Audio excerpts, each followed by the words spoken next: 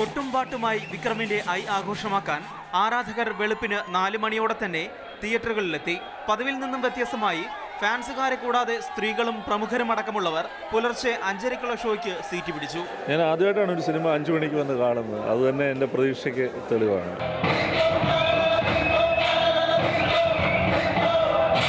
പടം തുടങ്ങി ഓരോ നിമിഷത്തിലും കയ്യടിയോടെയും വിളിച്ചുകൂവിയും പേപ്പറുകൾ കീറിയെറിഞ്ഞും തിയേറ്ററുകളിലെ ആരാധകർ ഉത്സവപ്പറമ്പാക്കി.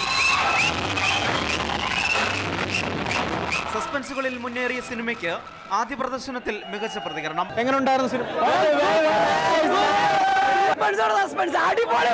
വണ്ടർഫുൾ റൊമാൻറ്റിക് ഫസ്റ്റ് മുതൽ ലാസ്റ്റ് വരെ 8:30-ക്കുള്ള രണ്ടാം ഷോയ്ക്കും വൻ തിരക്കായിരുന്നു.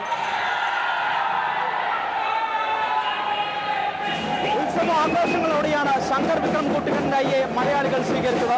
ക്യാമറമാൻ അജിത് കുമാറിനോടൊപ്പം ഹിജാസ് അഹമ്മദ്, മാതൃഭൂമി ന്യൂസ്, തിരുവനന്തപുരം.